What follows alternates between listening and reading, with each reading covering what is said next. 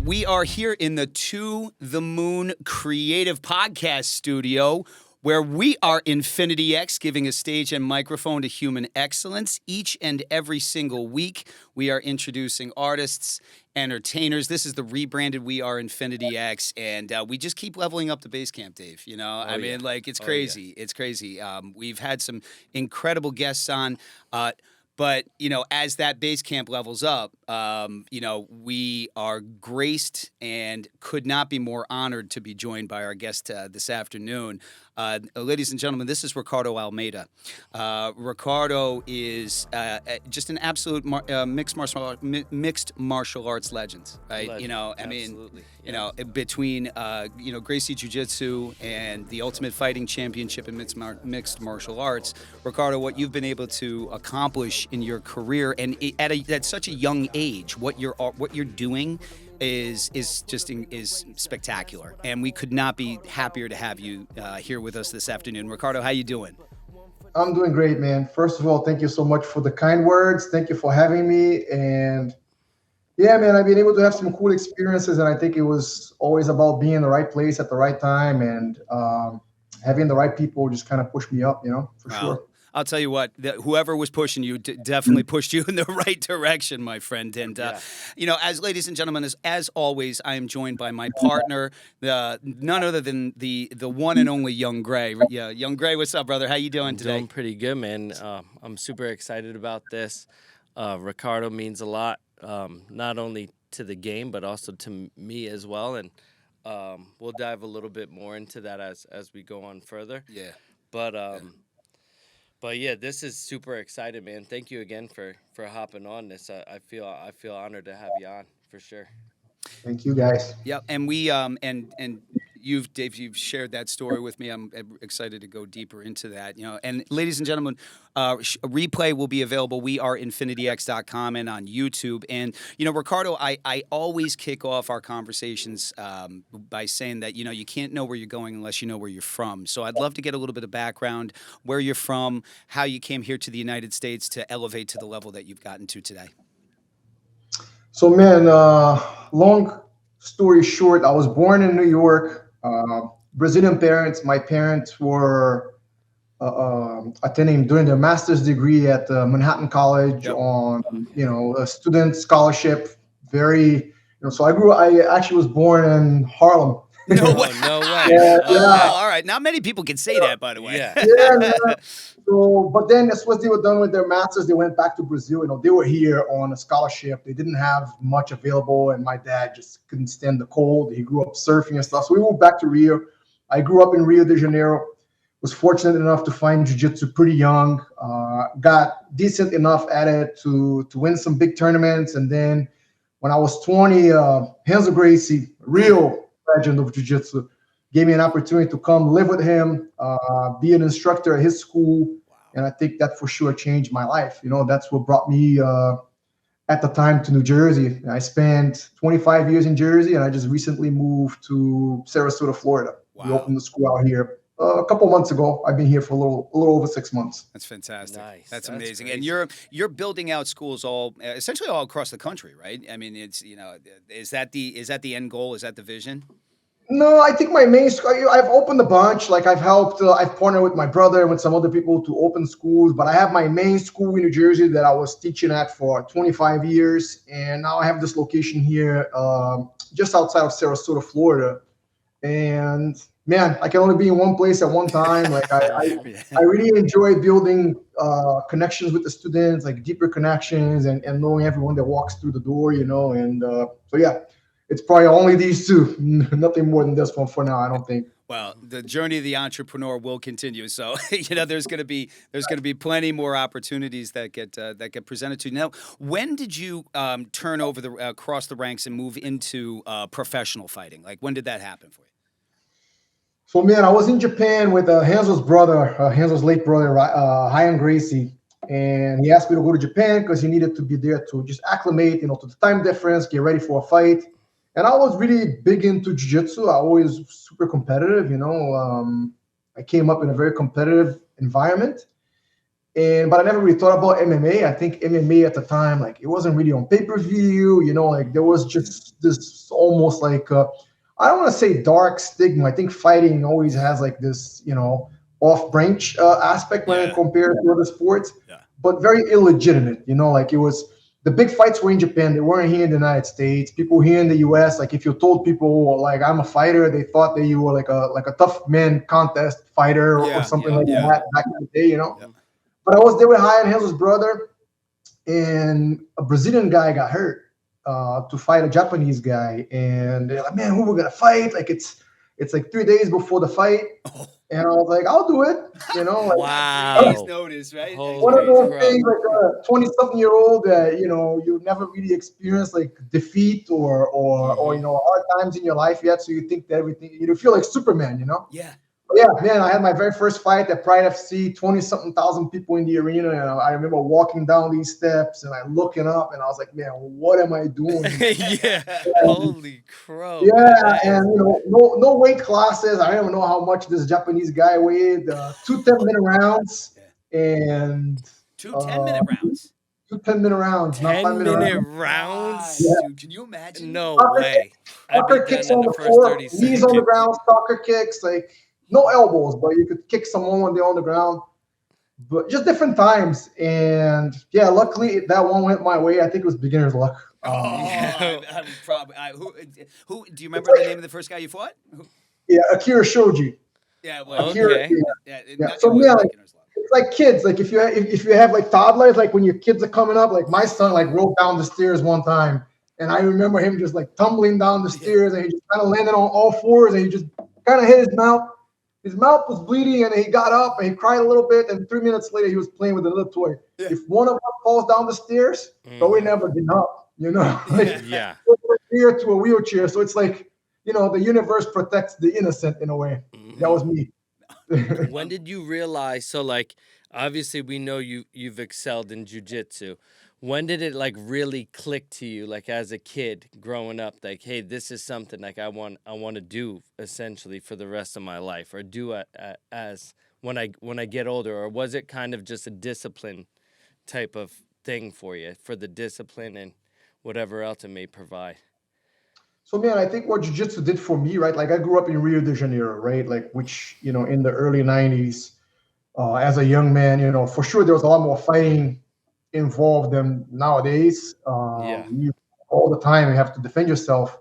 That's number one. That's why my dad got me into jiu-jitsu. But the culture that I ended up finding at the school, it was all these younger men to young adults, and these guys were just unbelievable in their craft. And I found like this almost like tribal culture. There was like the older guys that kind of took care of like the younger guys, and these younger guys kind of like took care of me, right? Like, and as time went by and my skill improved, I worked my way up through the ranks and through this little, respect hierarchy, But I think what I really found in jiu-jitsu was something that, as a young man, you realize that you're a lot stronger than you think you are, like that you have your body together with your mind are a powerful thing.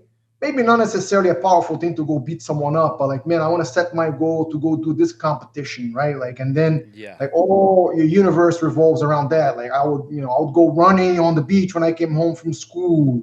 I would like try to get better grades so I could leave school early to participate in the training sessions that happened early at the academy, where if I left school at the regular time, I couldn't participate. Like, so I found this tribal culture where I had all these guys to look up to, some for good things and some for bad things, right? Some of them, man, I want to be like that dude, right? Like, Yeah. and then this outlet for all the energy that we all get as 15, 16, 17-year-olds, where testosterone is just kind of bursting out our ears. I think for sure it kept me out of trouble. It channeled maybe all this sort of like inertia and all this extra energy that we all had. It kept me away from drugs, from mostly heavy drinking, right? Like I would drink socially, even like very young, would drink socially in Brazil, but never, nothing too crazy, So I think sports does that for men and women, right? Like sometimes you see girls and boys like participating in school sports, and even here in the United States, man, like high school sports here, it's like almost like professional level sports anywhere else in Literally. the world, Yeah. Oh, it like totally is. literally. Yeah, like well, now in Florida, I mean, you're experiencing that firsthand, but even in Jersey, it's the exact same thing. It's like, they get to, varsity today versus varsity when we were kids, Dave, is like comparing an apple to a hand grenade. Oh, Man. yeah. You know what I mean? It's Yeah. just totally The different. levels are leveling up. Yeah, and Ricardo, I wanted to ask you because I found what you shared in your first fight so interesting, like that you didn't know how big the guy was, right? You took the fight on 3 days' notice, but you didn't know how big he was. The scope and kind of like the playing field of the Ultimate Fighting Championship in mixed martial arts seems to have changed so much over the years. Is the culture that you're describing the same culture in today's UFC gym, or like what are the things that you see that are so much different, both good and bad? I mean, the sport is just so much bigger now, like I think that everyone knows about it, right? Like, so there's a lot more recognition, there's a lot more money into it, there's a lot more, everything is just like magnified by the incredible job that the UFC has done to grow the sports, not only just here in the United States, but internationally, right? Like if you go to almost every corner of the world, the UFC is known, like whereas maybe like here in the United States, nobody knows soccer. Like there's all these like big time soccer superstars. They could go to, the supermarket. No one's going to recognize them.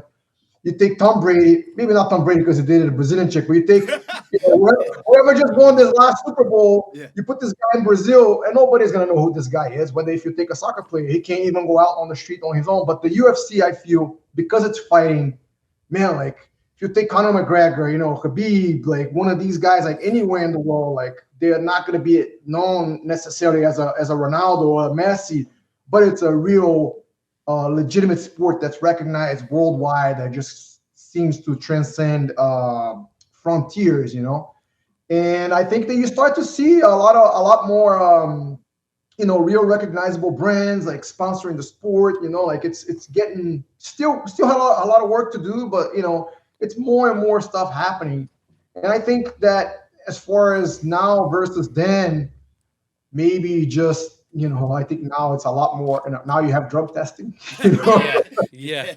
Exactly. That's not to say that people don't try to beat it, but back then, there was no USADA, there was none of these things, So you see the bodies back then, everyone looked like a bodybuilder, and nowadays, yeah, guys are jacked, but they look like fit guys. They don't look like Yeah. physical specimens necessarily. Every single one of them. Mm-hmm.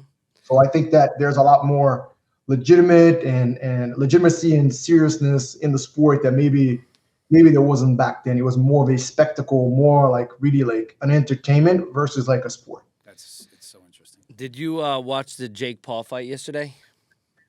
I did not, man. I just saw the results, and I think this dude's like pretty cool, man. To be honest, I think he receives a lot of criticism from the fighters, but man, all the times I see him either wrestling or boxing and stuff, like he's legit, and whether he wins or loses, to me, it takes nothing away from his toughness, like at first, like everyone else, I thought these guys are just YouTubers, and next thing you know, they could scrap, man. Like you don't want to be stuck in an elevator with one of these guys. Not a chance. They'll scrap with anybody, UFC fighter or pro boxer. You know what I mean? Yeah, they lost a match, but man, they're going to be a handful for anybody.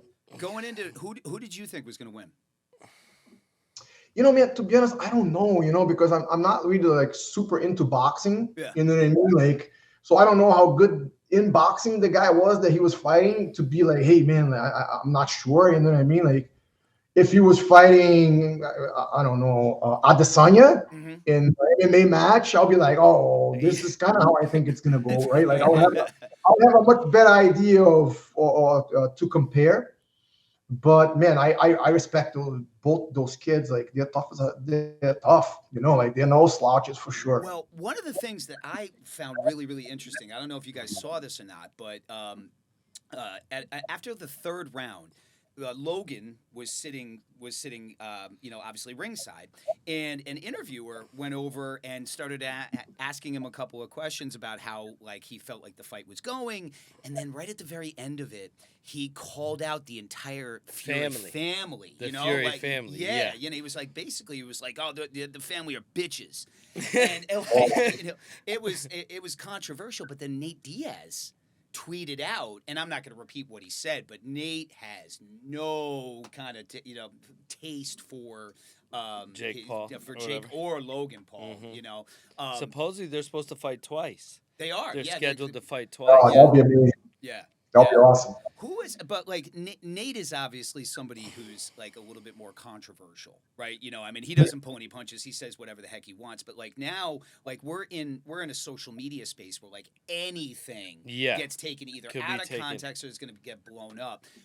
Do you, Ricardo? Do you find yourself? I don't know how much you do in socials, but do you find yourself being a little bit more guarded and like a little bit more careful with the things you do and don't say and share with the public, particularly when it comes to social media? Because everything is dissected and interpreted in so many different ways. Yeah, I think so, man. I think that I think you can see how some of these guys, they feel perfectly comfortable kind of like playing the social media game or the entertainer game where, they'll say whatever to get more clicks, more likes, and make more money, and good on them, like as long as you could back it up, you don't have to always win, man. It's still a sport, but as long as you could back it up, like with, toughness and effort, and you're out there, like to me, it doesn't bother me at all, I think as far as Nate, man, Nate's the man. Everybody I love Nate. Right? It's one of those things. Ricardo, are you gonna watch the pay-per-view? Who's in it? Oh, this guy's in it. This guy's in it. Maybe I'll watch it. And if they say Nate's in it, for sure I'll watch it. I'm like, have you ever got what's gonna happen? Have you ever got the chance to train with Nate at all, or? So Hansel, his teacher was Cesar Gracie, who was Hansel's cousin. So we've been super cool. Frankie went out there and trained with Nate. Like Nate has come down. Like we spent time together, and not only he's like super cool, but we fought on the same card a couple of times. Like we hung out a couple of times. But I just respect him as a fighter, man. Like he'll fight anybody. Literally. Yeah. Like he does. Nate, a lot of people Stockton style. I think a lot of people don't respect Nate's ground game essentially, but Nate can grapple. Like he's pretty good on He that. choked out Connor. I think that was the first time for me that I really saw that on his ground game. Yeah. Because he'll stand up and bang out with anyone essentially. Yeah. And he loves to bang out with people, but if it goes to the ground, he's legit on the ground. Yeah, he has very good jiu-jitsu. Very, very good jiu-jitsu.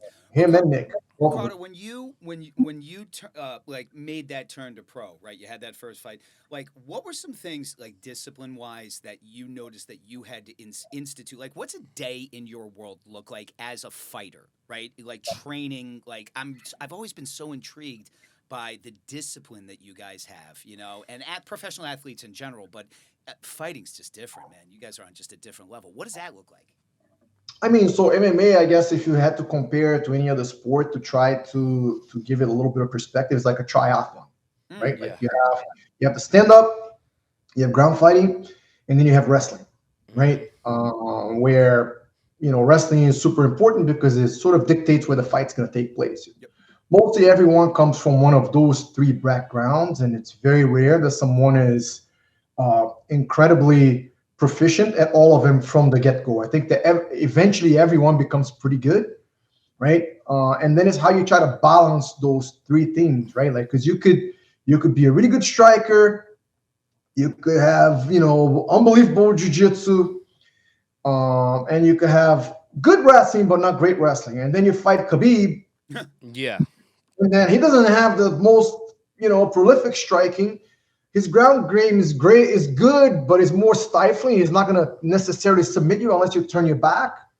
But he's gonna ragdoll you for 15 minutes or 25 in the title fight. So how do you negate that? So I think as a fighter, is you try to work on the things that you're not as strong at. You continue to try to develop like one of those three elements that you're better at, and then you kind of go from there. When I first started fighting, it was more a lot more specialists. So you were either like a jiu-jitsu guy, like a ground fighter, or you were a wrestler, or you were a striker. And it was really more like those skills kind of going against each other. But, I won my first professional fight. I lost my second one. And right away, I realized, I was like, man, I need to work on my wrestling. I need to work on my striking, right? Like I need to work on, my jiu-jitsu is good, but I need to work on, like you guys are saying, being a professional fighter, like having, instilling some systems, some training systems in place that I could continue to develop between fights. And then as we approach fights, make it more specific to the opponent that you're fighting, right? Like, so I think most of the fighters, at least when they in camp, man, it's like 6 days a week, 2 times a day of a grind that, you try to balance the skill aspect as well as the physical development aspect, right? Like some strength and conditioning so that you could get, maintain some of the strength as you're doing your weight cuts, as well as some injury prevention. You're always dealing with injuries, some of the endurance side of things, and they're all like different. Yeah, not always like different training sessions, but sometimes you have to focus on specific things. So it's almost like sometimes you're always running out of time in the microcycle of a week to try to cover all bases between not getting tired, not being weak, so not being strong, strong enough so that you're gonna get ragdolled, and then the ground game, the striking, as well as the takedowns, like the wrestling. But then you have guys that are once in a generation fighter like Khabib. That doesn't really matter what he does. He whatever he wants, whenever he wants. Yeah. And Adesanya and some of these other guys that come along that just seem to be a step ahead, a couple steps ahead of everybody else. Yeah. So who were some of the guys that you trained with that you would say gave you a little bit of a run for your money? Do you go Everybody. yeah. Do you go full on with these guys, like when you're training with these guys, or do you kind of like hold back a little bit, or are you going full force at some No, I point? think it depends on the gym, like I think if you watch an MMA fight, right, like there's these bursts of like, there's one combo by one opponent and then another combo by one opponent, right? Like, and maybe somebody now slips a punch and counters with a couple punches, or maybe they'll shoot, right? There's these bursts of offense versus defense. And I think you see the same like that in sparring. And sometimes maybe guys will start at like 70% and then boom, and then this guy comes back at 75. And then this guy comes at 85, and next thing you know, he's like 100%. Guys trying to knock each other's head off.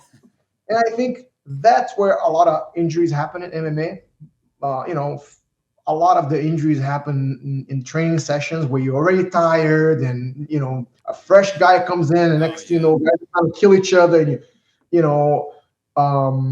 so I think it's all about being a good camp, man. I was lucky to always be surrounded by great teachers and awesome teammates where, we would push each other, every once in a while we'll go 110%, but then you back off, and then, so that we could keep injuries away, and we could keep training, and we could keep the team spirit together.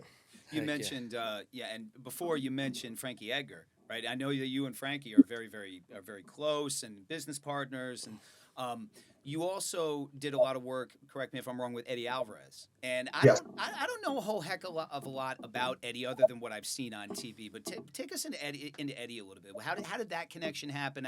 He's from Philadelphia. He's from Philly, I believe. Yeah, so when I moved to the United States, I was teaching in Philly. Hansel was working at school in Philadelphia, but then when Hansel decided to close that school, he separated from his partner, and then I decided to open a school like right in the middle of New Jersey, man. Where my school is literally like almost the halfway point between Philadelphia and New York. Okay. Yep. Half the people are Eagles fans, and then the other half are Giants fans. That way, right? Yeah. Exactly. It's like I'm driving down the street and I see 3 different football teams and a couple of different baseball teams, and I'm like, man, what is going on here?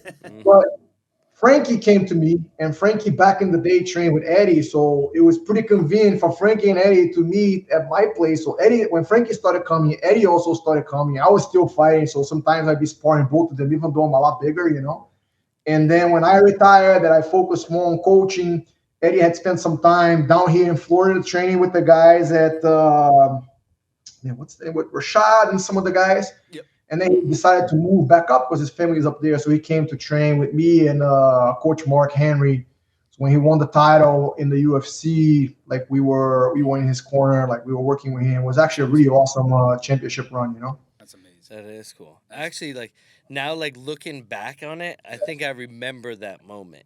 Like I actually I think I even remember. I was actually just thinking the exact I just got same the thing. flashback. Yeah. I think I remember that moment. That's pretty crazy, man. Eddie is the man. I mean, Frankie is the man. They both, you know, guys that I look up to so much. Number one is just people and men and how they are with their families and as fathers and also as fighters. But, you know, they're a little bit different in a way, you know what I mean? Like Frankie is just this like fireball of energy, like nonstop. Like the Wolverine. You know, Yeah, that's a first one on the mats, you know, last one to leave. He's always like, we gotta go, let's go. He's always like wired. Whereas Eddie is more like if somebody shows up from like a different gym, he's like, watch, I'm gonna knock this guy out. Like, exactly. This guy's here to help. You know, like so we had a guy come in, and this dude was staying with Eddie because our team was small, so we didn't have that many guys. So whenever they were in camp for a big fight, they would bring somebody in, and typically they would stay with them. So these guys would always become friends, but Eddie would always get these guys to his house and then freaking knock them out in the first spar. Like, hey, you can't do that, man. You're not gonna have training partners for the freaking camp. You know, you gotta go home and you gotta eat next to this guy. What are you doing? That's crazy. And shout out to Eddie and shout out to Frankie as well. Frankie's got a really successful podcast that I've paid attention to, and one of the episodes that I watched, him and Roger were talking about his final fight, right? Because it didn't end. I don't think it ended the way that he was hoping that it was going to, But I can't even imagine like what the feeling would be when you retire. Because especially in fighting, and you see it a lot, I think, where people end up taking fights and fighting longer than they probably should. And I could see Frankie, talking about it, and there was still this like glimmer of doubt, right, whether or not that was actually going to be it. But Ricardo, did you know, when did you know that it was time to retire from the sport, and like, how did you deal with that? So man, I think that was something when you take up on fighting, I think everyone needs to have like their plan. Like I think that's life in general, right? Like if you don't have your plan, like you become a part of somebody else's plan, right? Like, and you really don't have much plan for you.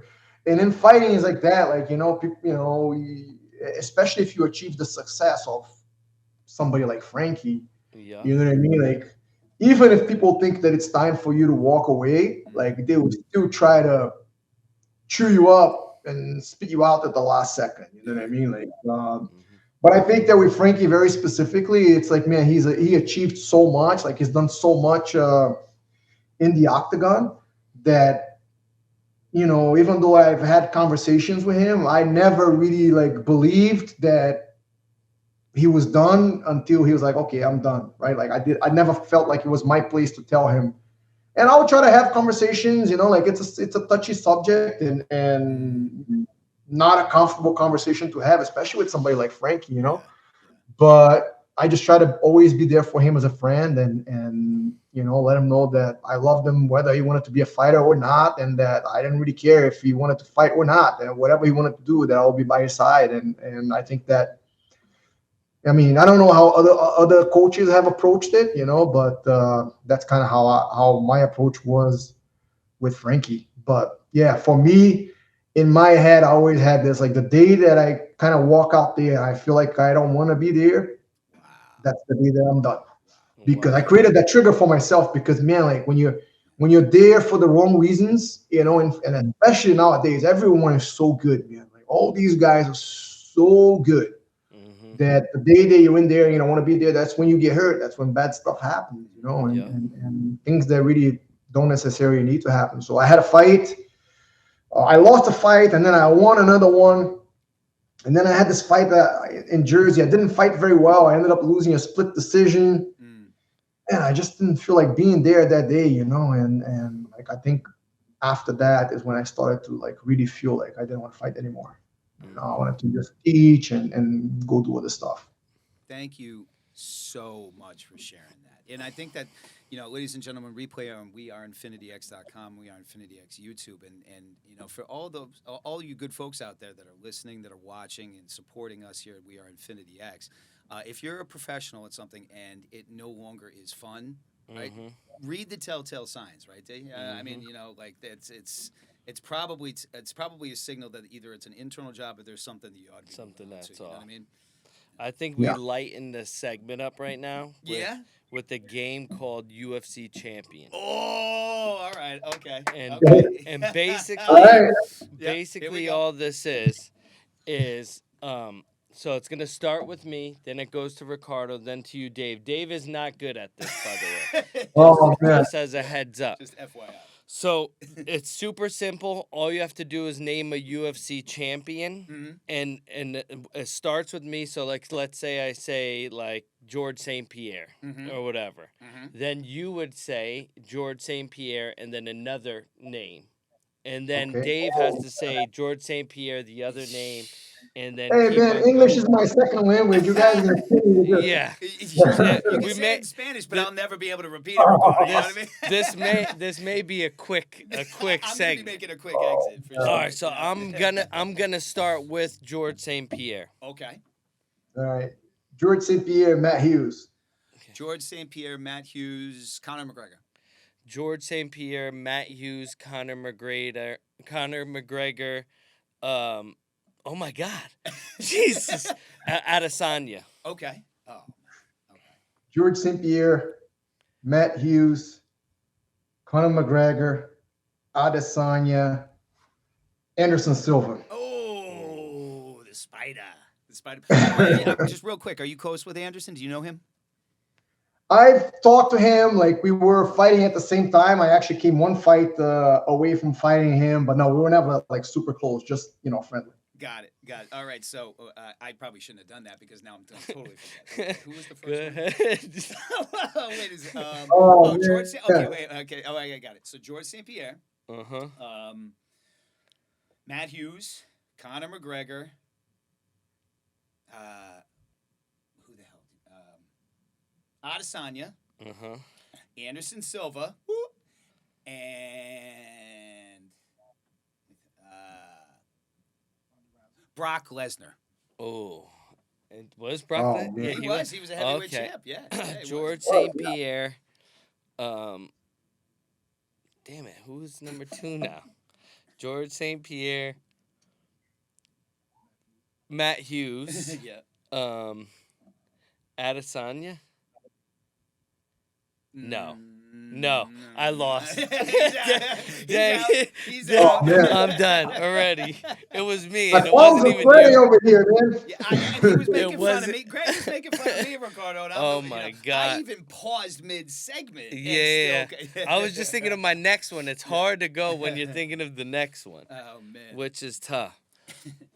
So I want to start off this next segment, and a lot of people probably don't know this about you, and what really and why I feel honored to talk to you, and you helped me out. So most people know if it's okay with you if I share just a little bit of background on. Yeah, of course.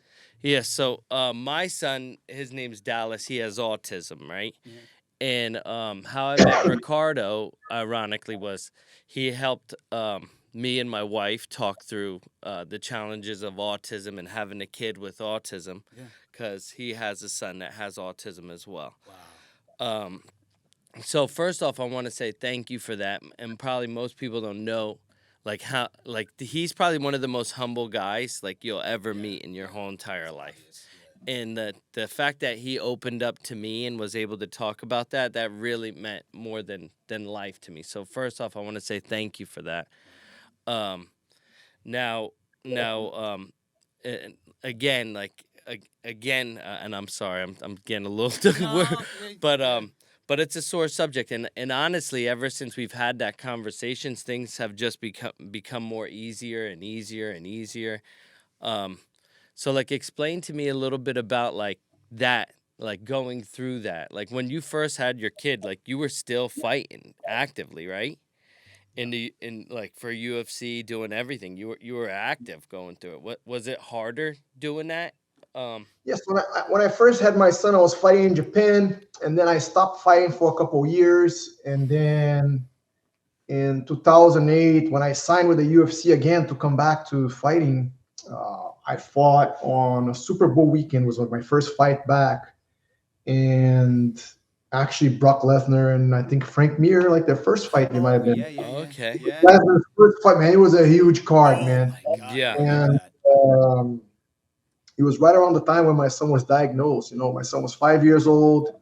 He wasn't kind of like hitting his milestones. Like he was barely verbal, and as a father, you start to realize that something's up, right? Like something's wrong. Yeah. But you always think that your kid's going to grow out of it, right? Like, I mean, I don't know. I can't speak for everybody, but I thought, man, like this boy's fine, like he'll grow out of it. And he didn't.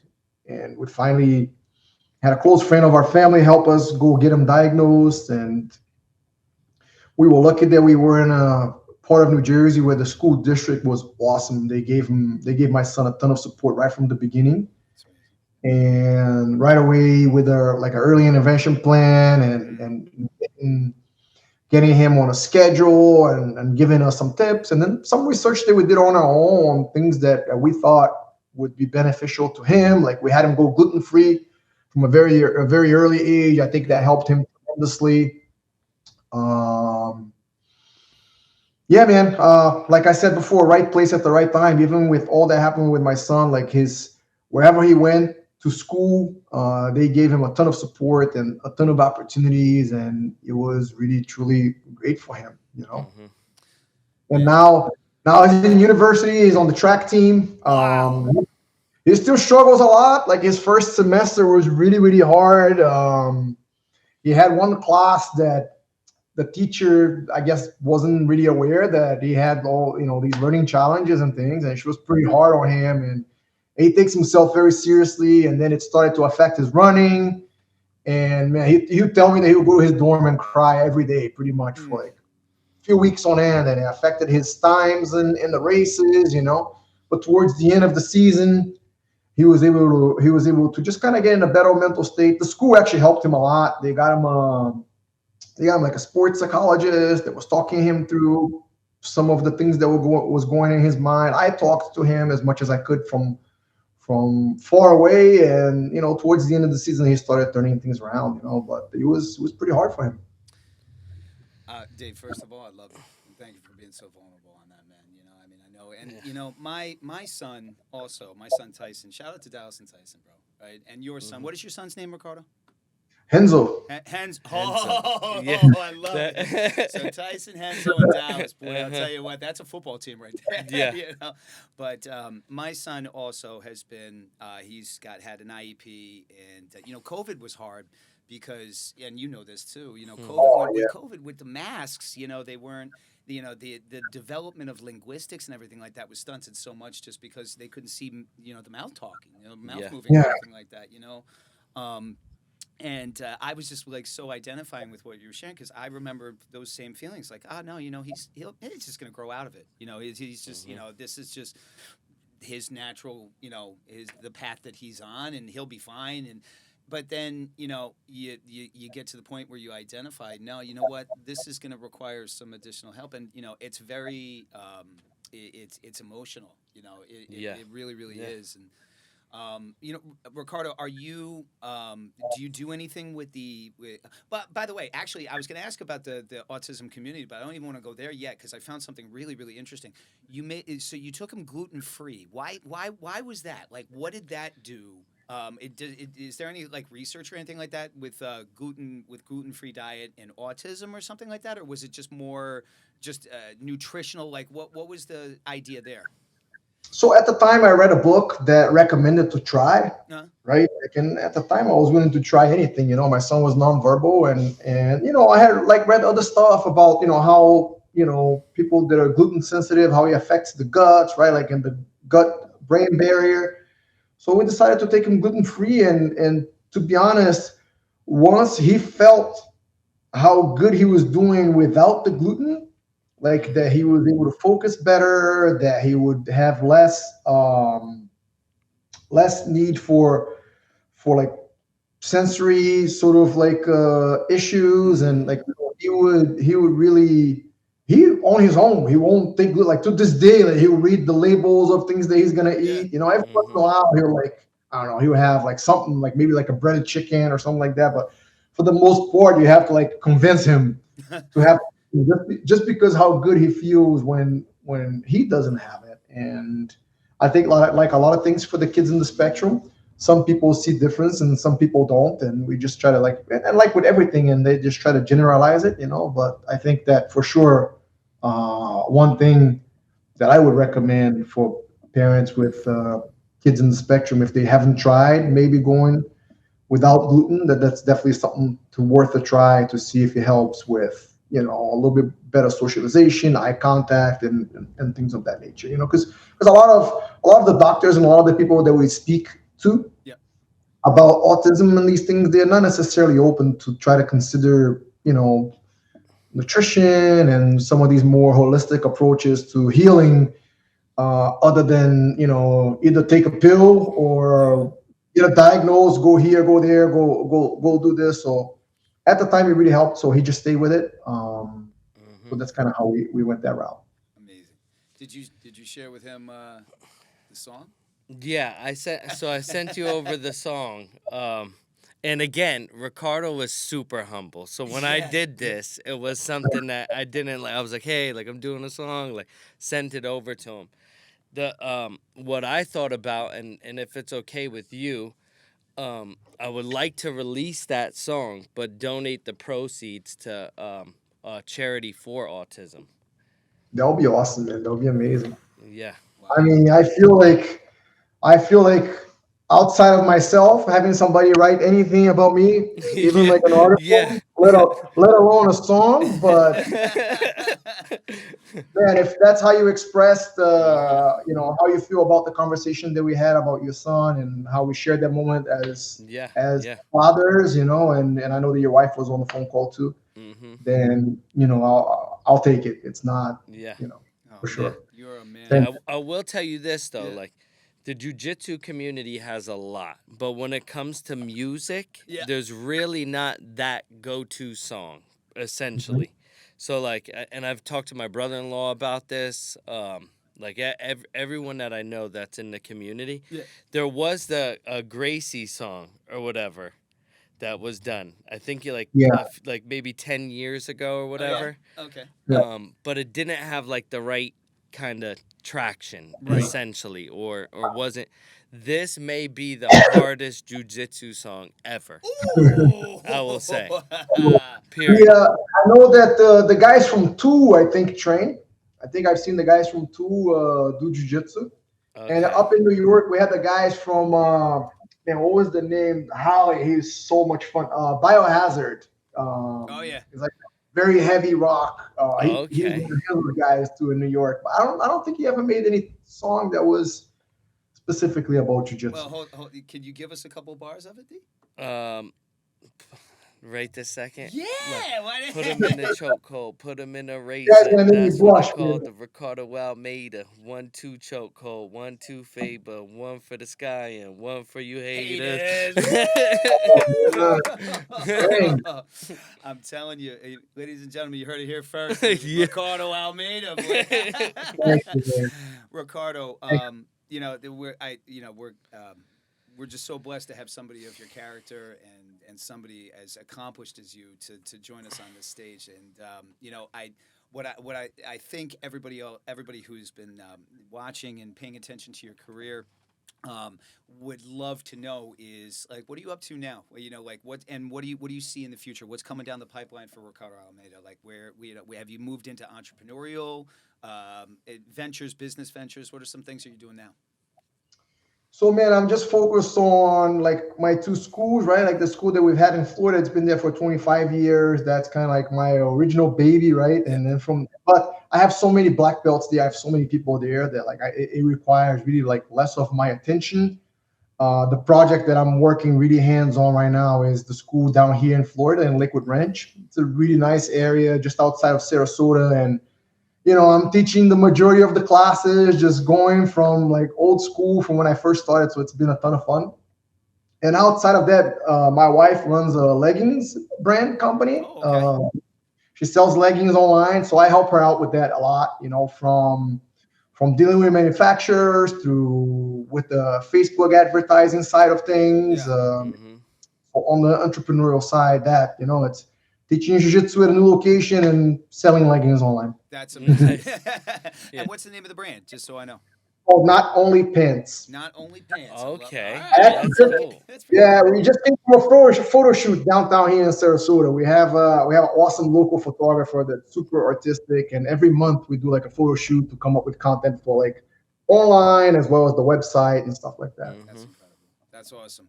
Ladies and gentlemen, this has been Ricardo Almeida, one of the most interesting, one of the most fun interviews that we've ever done. And I am just, I know I speak for you, Gray, when I say that we are humbled and honored to have been able to have you with us on this stage, Ricardo. And I think I'll let Dave take it out, because that personal relationship is real, and I can see that, But Ricardo, what piece of advice for upcoming fighters would you leave anybody who's paid attention to this show? What piece of advice would you put out there to them for anybody who aspires to hit levels like you hit? I think, man, just watch the first Karate Kid. Find a Mr. Miyagi. Not, like I think anything that we're gonna do, we need to find a mentor. There's a lot of Cobra Kais out there. There's a lot of places that they have the tough guys, and you think that you're going in there and you're gonna become a tough guy just like everybody else. But I think that what worked for me, maybe not for everyone else, is like to have like a personal and personable relationship with someone that's going to be mentoring you. And then, of course, you go somewhere else for other trainings and other things. But I think to find like a smaller gym with an instructor that has knowledge, experience, and character, it will go a long way for anyone that wants to do anything in life, not just fighting. Find a mentor for sure. I love that. I love that. You're the That's equal of huge. the 5 people that you surround yourself with, right? But having that mentor, having multiple mentors, you can't put a price tag on it. Ricardo, you're the man. Really, really appreciate you, man. my brother. You want to take us out there? Yeah, Big yeah. D? Again, man, like I appreciate you more than life, especially coming on to this podcast.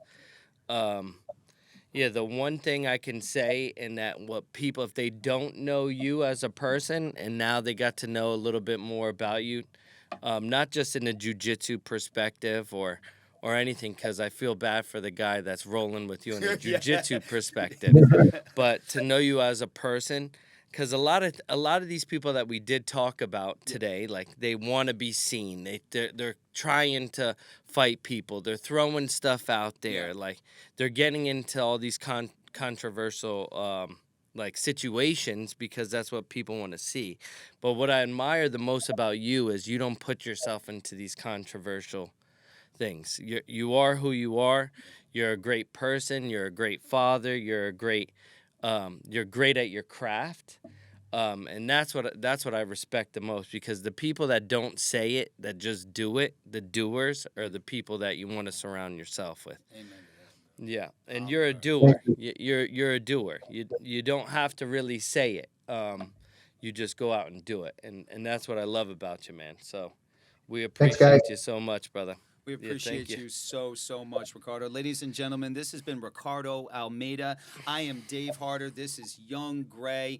We are Infinity X Replay. We are InfinityX.com. We are Infinity X YouTube. Ricardo, God bless you, brother. You're the man. God bless you, man. You're the best. You too, guys. Thanks, Talk soon. Yep. Look forward to it.